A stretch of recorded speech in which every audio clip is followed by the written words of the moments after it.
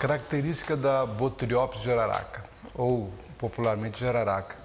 É um bicho que é muito comum na região sudeste, extremamente comum. É o responsável pela grande maioria dos acidentes na região sudeste. Ele ocorre desde da Bahia, logo abaixo de Salvador, até Rio Grande do Sul. É um animal que originalmente está envolvido em Mata Atlântica. Então ela se adapta muito bem à intervenção humana no meio ambiente. E é um dos motivos que ela tem causado muito acidente, porque ela se aproxima muito e fica junto com o ser humano.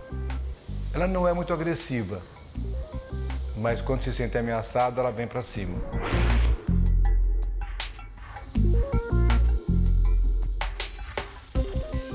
Na década de 60, o cientista brasileiro Sérgio Ferreira detectou o fator potenciador da bradicinina.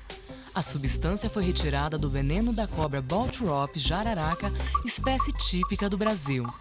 A partir dessa descoberta, o laboratório norte-americano Squibb criou e patenteou o Captopril, medicamento contra a hipertensão que se tornou o mais usado no mundo.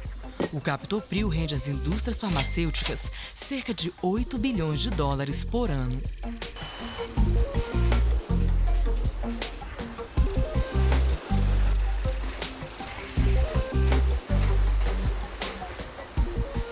Quem descobriu a bradicinina foi o professor Rocha Silva. Ele que incubou o veneno da jararaca com plasma e viu que criava uma nova substância. Cheguei em Ribeirão. Nesse instante, chegou um pacotinho de bradicinina sintética. E essa bradicinina sintética, vindo de fora, em relação à bradicinina natural, feita com veneno e plasma, era muito fraquinha. E eu falei, é capaz de ter alguma coisa. E comecei a pensar em potenciação da bradicinina, em aumentar o efeito da bradicinina sintética para chegar na atividade da bradicinina natural. Foi aí que eu descobri que no veneno da jararaca tinha um fator que potenciava a bradicinina. Ele aumentava o efeito da bradicinina. Em estudando isso, ao término disso, nós publicamos no jornal, no British Journal of Pharmacology, que é a coisa normal de um cientista, quando tem um fato científico, publicar. E foi em base dessas publicações que a Squibb montou a sua ideia de como fazer. Não houve roubo. Quer dizer, muitas vezes existe uma visão de que avançaram na fauna brasileira, ou na biologia brasileira, ou qualquer coisa assim. Mas é que não estão vendo o seguinte, que o nosso desenvolvimento é limitude da nossa incapacidade de transformar aquilo que a gente criava em medicamento, quer dizer, ou em tecnologia. No ano 2000, o Centro de Pesquisas Bioamazônia firmou um acordo com o laboratório Novartis para coletar bactérias da biodiversidade brasileira para pesquisa na Suíça. O contrato permitia à gigante farmacêutica manipular, licenciar e vender qualquer composto produzido a partir das substâncias originais. O assunto criou uma polêmica internacional. Para contornar o problema, o governo federal suspendeu o contrato e editou às pressas a MP 2186 de 2001, que determinava regras para o acesso ao patrimônio genético do país. A lei foi reeditada 16 vezes. O Centro de Biotecnologia estava sendo construído ainda, estava nos seus alicerces, né? Até por isso foi algo meio precipitado, né? E a diretoria executiva da Bioamazônia teve essa iniciativa de fazer o contrato com a Novartis, né? Era um contrato que trazia poucos benefícios para o país, né? E dava muitas regalias para a empresa, né? No regimento da Bioamazônia, qualquer contrato tinha que ser aprovado pelo Conselho de Administração. Esse contrato nem passou pelo Conselho de Administração. E é o primeiro grande contrato de bioprospecção para a Amazônia, né? Então, se estabeleceu um certo impasse também. Por quê? Era um contrato que permitia acesso à biodiversidade de micro-organismos, né? E nós não tínhamos, na realidade, a legislação para isso. Se você olhasse a Constituição brasileira, diz que a floresta amazônica é um patrimônio nacional. Tinha 3 projetos de lei tramitando no Congresso. Um deles era o da senadora Marina Silva, né? E outros 2 que estavam sendo trabalhados para virar a legislação de acesso. O que aconteceu? O pessoal do próprio governo montou um grupo, e provavelmente a pedido da presidência da República, alguma coisa, e fizeram uma espécie de uma coxa de retalho que saiu essa medida provisória. Quer dizer, uma coisa errada não justificaria outra coisa errada. Ela trouxe uma série de problemas, na verdade, talvez muito mais do que a solução do que se pretendia. Porque o que a gente viu depois disso foi embates muito frequentes entre pesquisadores, que são pessoas, né, são profissionais que podem contribuir para a conservação, a preservação e a proteção da nossa biodiversidade. Eu acho que essa visão não foi considerada na época da edição dessa medida provisória, que está aí até hoje com força de lei. Então, no momento que essa lei foi formulada, ou essa medida provisória foi formulada, esse assunto era assim, é como você atuar num deserto, não tinha ainda uma experiência anterior. E você tinha que colocar ali uma legislação, né, num ambiente hipotético. Então, quando nós começamos a implementar essa medida provisória, as pessoas que primeiro implementaram essa medida provisória começaram a conviver com essas dificuldades. Eu penso que o Congresso Nacional tem uma dívida com o país nesse tema, que precisa ser paga.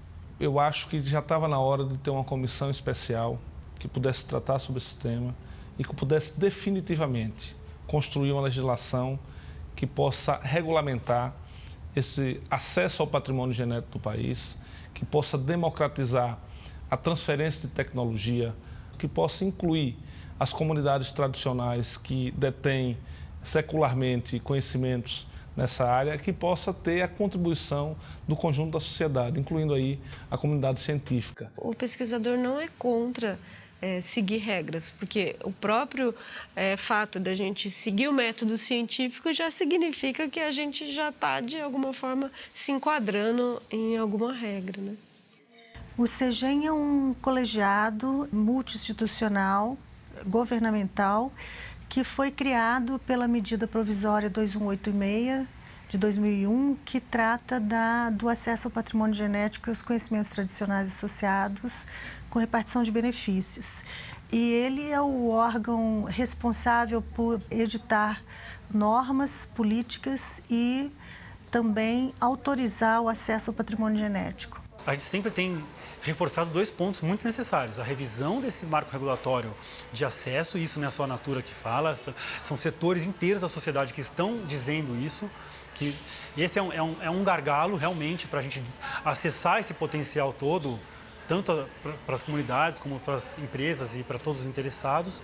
E, por outro lado, todo o lado de políticas públicas, de serviços públicos e regularização fundiária, na Amazônia principalmente, enquanto essas coisas não avançarem também, vai ser muito difícil de qualquer setor desenvolver grandes negócios ou se estabelecerem polos de negócios ou de pesquisa nessas regiões. A legislação, quanto menos etapas burocráticas tiver, melhor. Obviamente tem que ter uma regulação do acesso à biodiversidade, né? Até para a gente ficar de acordo com a Convenção da Biodiversidade, não é? E também para a gente contribuir para o próprio uso sustentável e a conservação da biodiversidade. O óleo essencial do pau-rosa é conhecido como linalol. O linalol compõe a fórmula de alguns dos perfumes mais caros do mundo. Extinta em outros países, a árvore do pau-rosa começou a ser explorada no Brasil a partir de 1920. Estima-se que até o final do século passado, mais de 2 milhões de árvores tenham sido derrubadas. A espécie está na lista das ameaçadas de extinção.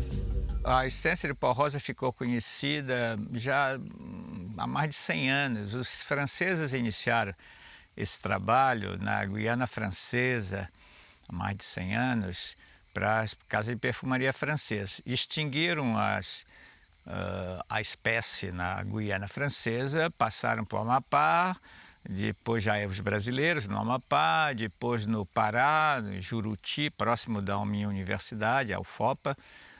Também foi praticamente extinto e hoje é o único produtor é o Amazonas. É onde está o estado do Amazonas, é o único que concentra os pau-rosas do mundo inteiro praticamente. Estão todos aqui.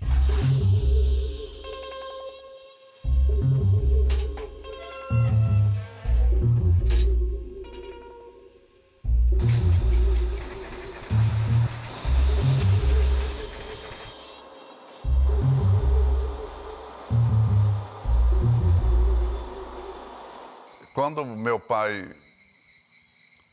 resolveu instalar essa planta dessa usina, foi lá do outro lado do rio. Isso foi em 1945, mais ou menos. Aqui em Maués teve 8 usinas de pau-rosa. E por volta de 1962, nós transferimos para cá, já melhorando alguma coisa. O pau-rosa ia ter carregado no ombro, né? Então cortavam as toras de 80 centímetros e depois faziam uma vereda assim, até na beira do igarapé, para rolar o pau-rosa, né? Amarravam, metiam 2 paus no centro dos toros de pau-rosa e amarravam um cipó. Quando o terreno era plano, eles iam puxando. E quando era uma descida, botavam o toro na frente e iam segurando. Durante todo o tempo, essa centena de anos, o óleo de pau-rosa sempre foi originário da madeira. Então, precisava entrar na floresta, equipes que passavam meses dentro da floresta para descobrir a planta, marcar a planta, outra equipe cortar a planta, transportar os roletes de madeira de 80 centímetros até perto do igarapé, esperar que a água suba, coloca dentro de uma canoa, traz até a cidade, aí todo o processo de extração para extrair o óleo. Então, é um processo extremamente trabalhoso, complexo e também incidindo sobre essa única espécie na floresta. Naquela altura, a exportação do pau-rosa ia em torno de 1.800 tambores, né, por ano. E os preços naquela altura eram menores do que hoje, né, bem menores mesmo. E havia muita oscilação de preço, né. Tinha anos que todo mundo parava, não trabalhava, porque não tinha como exportar o pau-rosa, né. E nós continuamos aqui e resolvemos plantar pau-rosa, né. Só que naquele momento, quando ele fez esses plantios, ele estava pensando mais na questão de preservação mesmo, né? Fazer o plantio para ficar preservando a espécie aqui, não deixar a coisa... E não se pensava, naquela época não se falava em poda, né? Aí eu desenvolvi uma técnica que foi a extração do óleo das folhas e dos galhos. Essa técnica, eu sempre digo que eu desenvolvi a tecnologia para extrair isso, porque o conhecimento sobre a extração do óleo essencial das folhas, ele é muito antigo, ele é de 1956, tem registro do professor Gottlieb, né, que foi um dos maiores químicos do Brasil, que mostrou que as folhas tinham óleo também, e fez um registro científico. O professor Lauro Barata já vinha pesquisando essa possibilidade e a viabilidade desse óleo proveniente de galhos finos e folhas, né? E nós começamos a fazer experimentos, fazemos as destilações aqui de teste e vimos a viabilidade, que a qualidade do óleo era excelente, né? E vimos também a recuperação das árvores. O pau-rosa tem um poder de rebrota fantástico. Isso aí nos incentivou mais ainda a continuar esse trabalho. Até que em 2011 nós fizemos a primeira extração com vias comerciais mesmo. Foi a primeira vez que se produziu exclusivamente com matéria-prima do plantio, né? E isso, obviamente, tem um apelo muito grande, porque é um produto sustentável, né? Só o fato de você provar para o seu cliente que aquele produto que ele está comprando ele vem de uma extração que não entrou na floresta, que quer dizer, foi colhida de um plantio, já te dá agrega valor, agrega credibilidade no produto, uma série de coisas. Hoje o óleo de pau rosa que é produzido aqui, ele só é praticamente apropriado pelas grandes empresas de cosméticos, pela perfumaria fina que a gente chama. Perfumaria fina, aí você pode imaginar Chanel, a Yves Rocher, e outras, né? A gente acredita muito nessa atividade, a gente já conversou sobre isso, vê o pau rosa como uma alternativa muito viável para a nossa região aqui, uma atividade de baixo impacto, né? Altamente sustentável e que tem um retorno econômico em toda a cadeia produtiva. Os biomas brasileiros são ricos em plantas medicinais e aromáticas. Geração após geração, comunidades indígenas, quilombolas, ribeirinhos, extrativistas, pequenos agricultores transmitem o uso terapêutico de cada espécie. Desde 1993, esse conhecimento tradicional passou a ser protegido pela Convenção da Diversidade Biológica. A CDB foi o primeiro grande acordo mundial de conservação e uso sustentável da biodiversidade. O Brasil e outros 192 países são signatários do documento. Qualquer interior no Brasil é cheio de pessoas sábias, né? E elas receberam esses conhecimentos de suas mães, das avós, dos avós, né? Nós temos em Silves curandeiros, benzedores, benzedoras. Então, é uma coisa cultural. A linha Ecos ela veio a materializar em produtos, em projetos de inovação, uma vontade da Natura que já vinha desde a década de 90 de trabalhar com a biodiversidade brasileira e com as populações locais, populações tradicionais do Brasil. O ano de 2011 a gente está trabalhando com 32 comunidades no Brasil, 31 no Brasil e uma no Equador. E essas comunidades todas, quase todas elas têm experiências muito interessantes de aprendizados mútuos. A Natura aprende muito, eles aprendem muito a se relacionar com o mercado e nós aprendemos a nos relacionar com eles. A anuência prévia é um outro pré-requisito que a legislação exige, que é, caso você vá usar o conhecimento que alguém tem, é claro que você tem que ter autorização dela. Você não pode simplesmente entrar na casa de uma pessoa e pegar algo que não é seu. A mesma coisa com o conhecimento. Então, se você se aproxima de uma terra indígena ou de uma comunidade quilombola, uma comunidade tradicional, você tem que ter uma autorização daquela comunidade para você usar aquele conhecimento dela. E além da parte econômica, até tem outros aspectos nessa relação que fazem a diferença, que geram benefícios para essas comunidades. Estão ligados a questões como autoestima, por exemplo. Eles serem fornecedores da Natura e a Natura valoriza essas pessoas e essas organizações sociais como fornecedores e como atores sociais, essa valorização é muito reconhecida. As comunidades também querem, como benefício a ser repartido, uma informação sobre o resultado da sua pesquisa.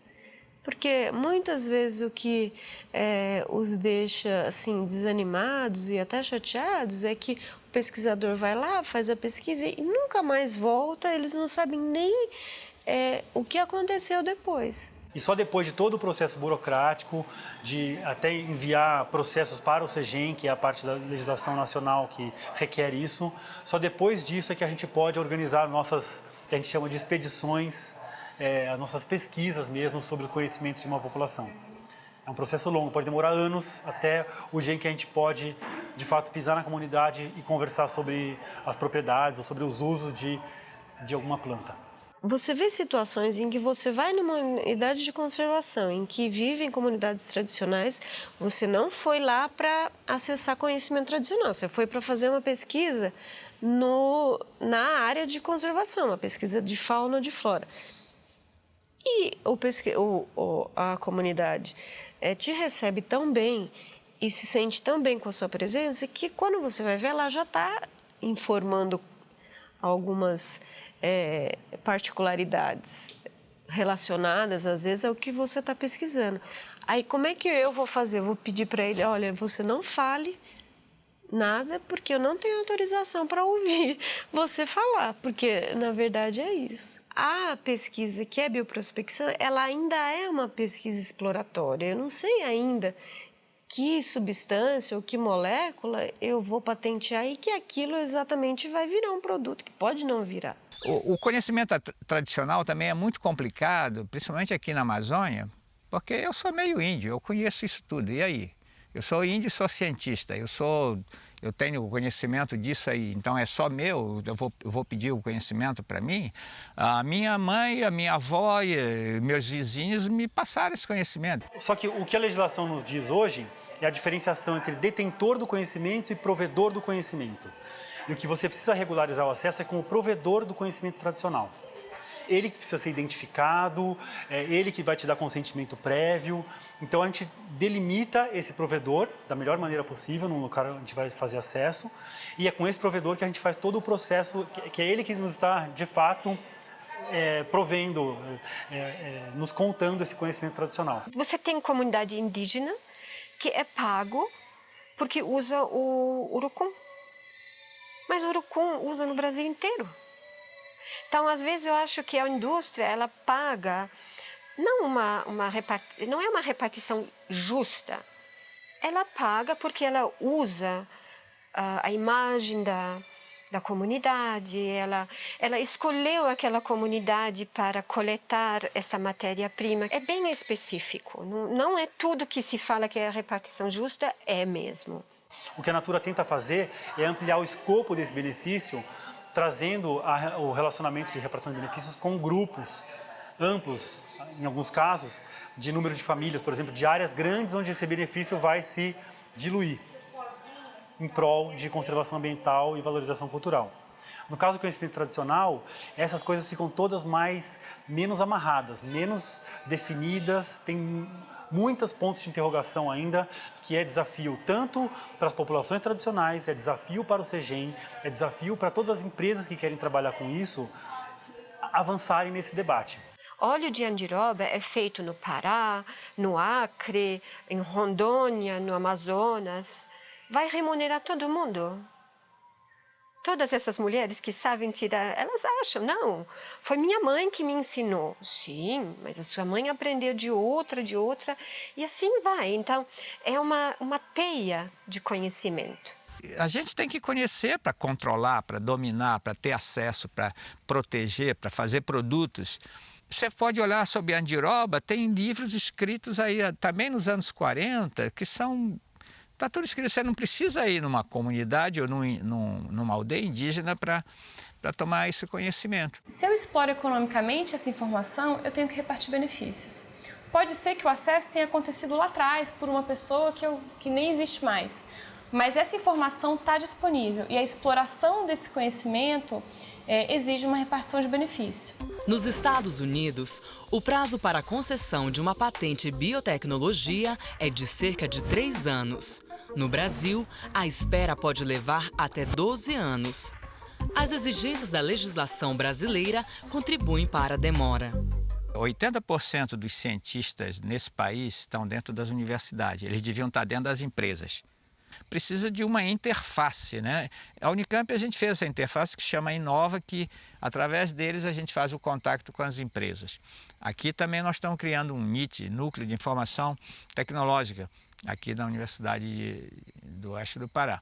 Porque sem empresa não há produto, esquece. O cientista não desenvolve produto, ele desenvolve ciência, algumas técnicas, eventualmente uma tecnologia e diz, olha, para a empresa, isso aí, com isso aqui você pode fazer esse produto.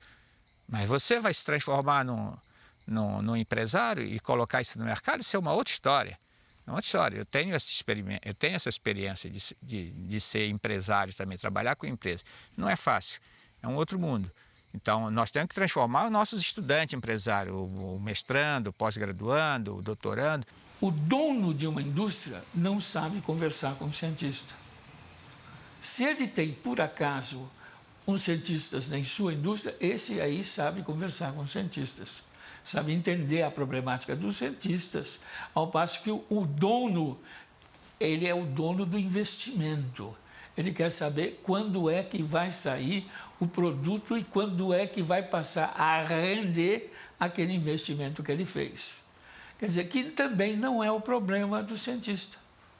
O cientista está fazendo aquilo com a ideia de chegar a uma coisa que é útil a controlar um determinado processo patológico. E ele fica extremamente feliz quando ele pode promover saúde.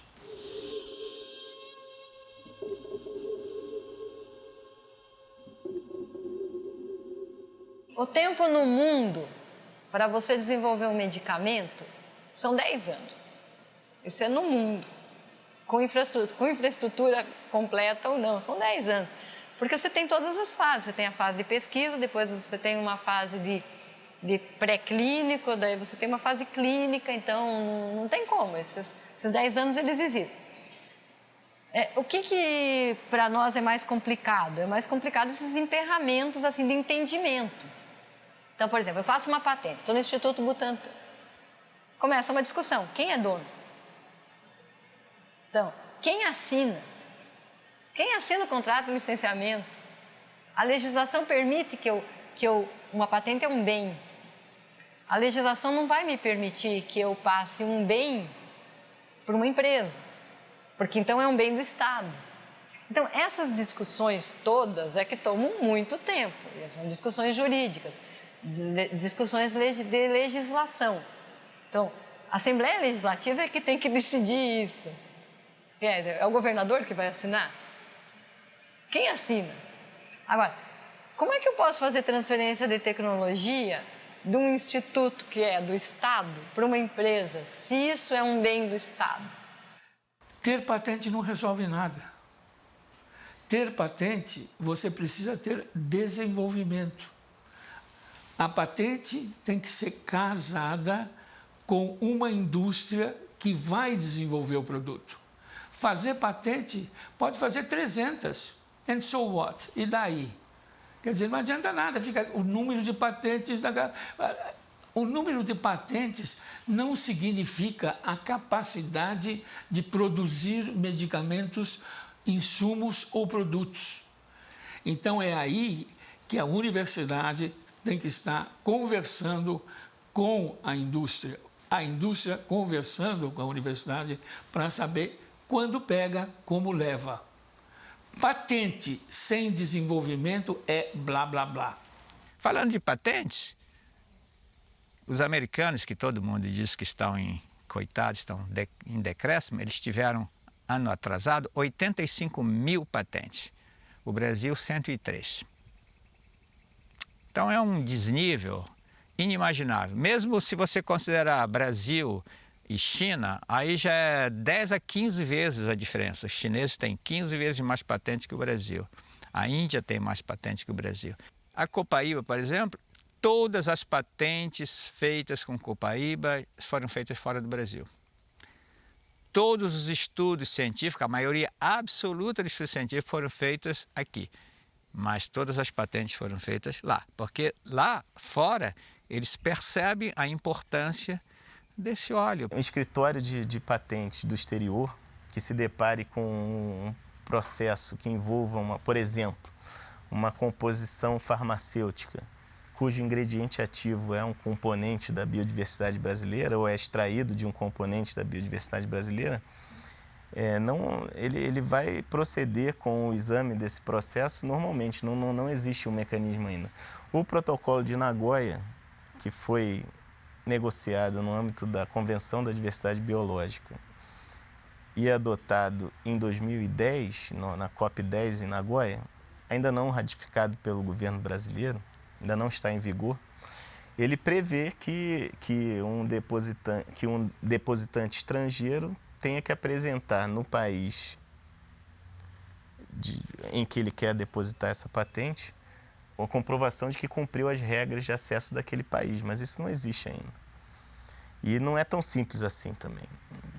O país pode não aderir ao protocolo de Nagoya, por exemplo. Os processos estavam sendo muito lentos. Então, imagina uma empresa que utiliza biodiversidade, quer fazer bioprospecção, faz um pedido.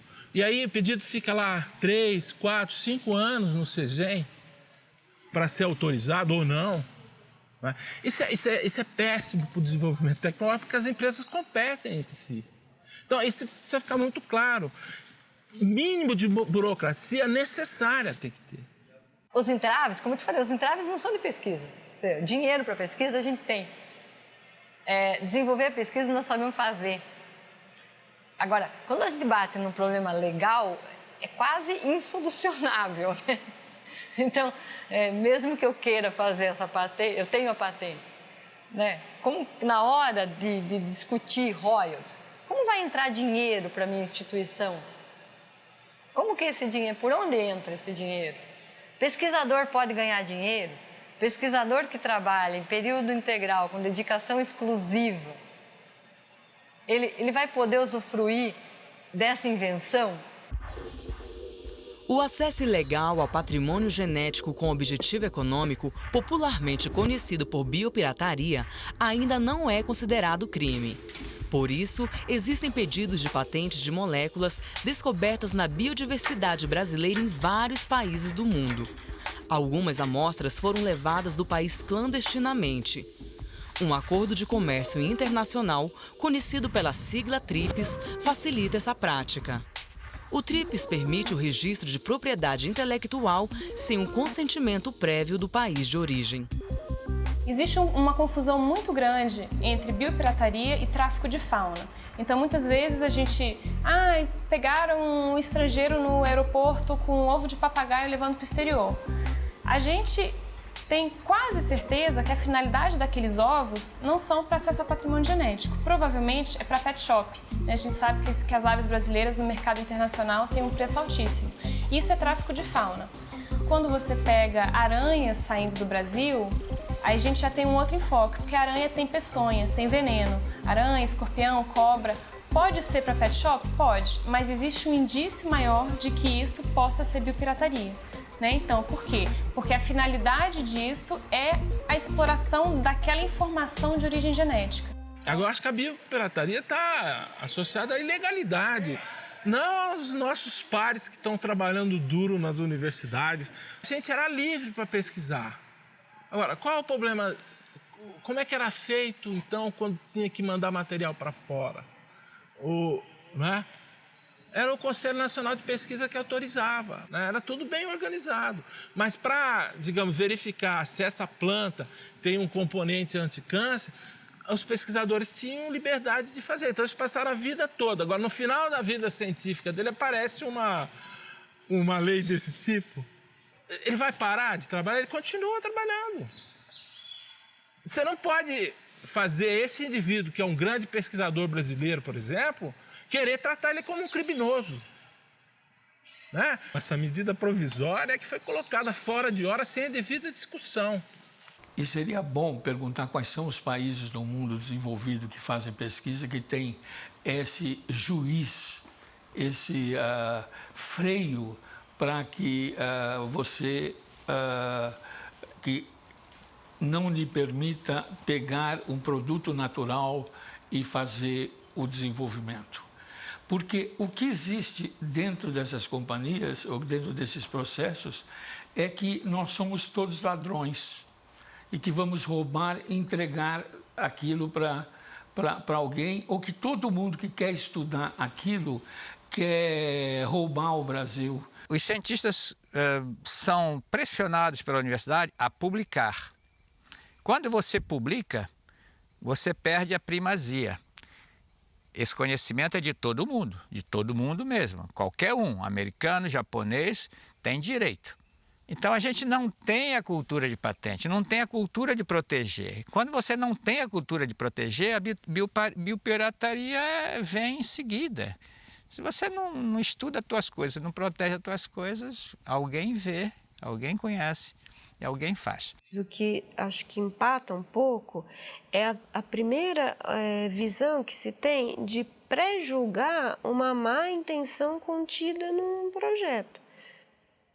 Que, na verdade, eles deveriam ser, em princípio, aprovados para, caso alguma coisa errada aconteça, aí você interferir. Aliás, houve um efeito perverso desse ponto de vista, porque quando alguma comunidade que eu vejo que tem alguma relação indígena, alguma coisa que possa ter um complicador, e me pede para eu estudar o Tucumã, que eu conheço, qualquer caboclo aqui conhece, eu digo não, obrigado. Eu não quero me envolver com esse assunto.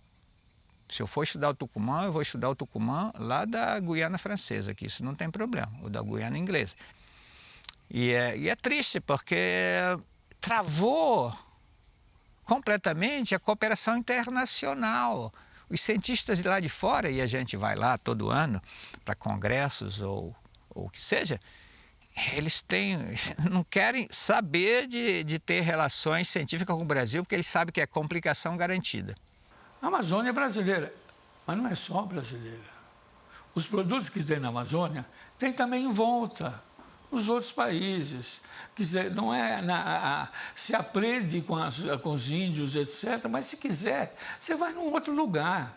O que você tem que fazer não é proibir o pesquisador, mas ajudar o pesquisador a fazer isso de uma certa forma que se torne um bem social. O patrimônio genético tem uma definição muito clara, que é a informação de origem genética em forma de moléculas e substâncias. Então, quando você está trabalhando com moléculas e substâncias ou extratos oriundos do metabolismo do ser vivo, então você tem que aplicar a legislação. É muito claro que uma instituição estrangeira precisa se associar a uma instituição brasileira e esta, por sua vez, solicita autorização ao CEGEM. Isto é para garantir que há uma repartição de benefício através de transferência de tecnologias, através de capacitação de pessoas. Então, é para cumprir o objetivo de repartição de benefícios que é exigido que uma instituição brasileira tenha autorização, mas ela pode incluir instituição estrangeira. O acesso irregular ao patrimônio genético, ao conhecimento tradicional associado ou a biopirataria não configura crime. Isso é apenas infração administrativa. Aquele alemão, aquele americano, aquele estrangeiro que é pego no aeroporto levando amostra escondida de planta ou de bicho dentro da mala, a gente realmente não tem muito como agir com essa pessoa, porque ela vai ser retida, a amostra vai ser retida também, só que ela rapidamente vai embora para o país dela. Como não é crime, ao retornar, ela também vai poder fazer de novo, e de novo, e de novo. O Brasil faz parte do grupo de 12 países que abrigam juntos 70% de toda a biodiversidade do planeta. São mais de 200 mil animais e plantas conhecidos e catalogados no território brasileiro. Parece muito, mas estima-se que esse número corresponda a apenas 11% do total de espécies existentes no país.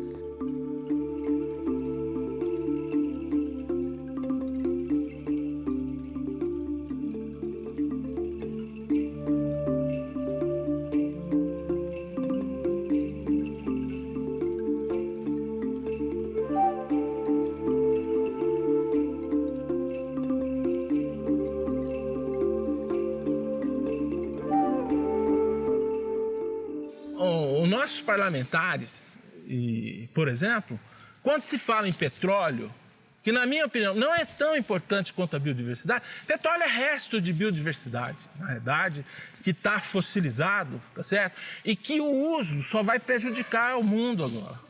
Então, quando se fala em pré-sal, tá certo? É aquela agitação, é porque é dinheiro rápido. Então o pessoal pensa em termos de vou ter mais dinheiro para a minha prefeitura, para o meu estado. E tem toda essa mobilização. Você não vê todo dia o lançamento de uma nova molécula no mundo. Aliás, é raro você lançar uma nova molécula completamente diferente, fruto de uma inovação radical. Se fosse simples, as grandes indústrias que têm dinheiro, que têm laboratórios de pesquisa dentro delas, estariam lançando medicamentos o tempo todo. Não é assim. Isso não é o mundo. Então, de repente, no Brasil, a gente tem uma grande chance. Por quê? Porque a gente pesquisa várias coisas da própria biodiversidade brasileira, que é grande. Também é grande nos outros países, mas é diferente a forma de trabalhar. Talvez, como nós não temos tanto dinheiro, nós não temos tanta tradição, a gente arrisca mais em procurar coisas que não são conhecidas. Então, a chance de você encontrar alguma coisa realmente nova é maior. Para você trabalhar, existe necessidade de grupo e de grupos que tenham heterogeneidade de cabeças. Então, para realmente fazer alguma coisa funcionar, quase que é necessário institutos.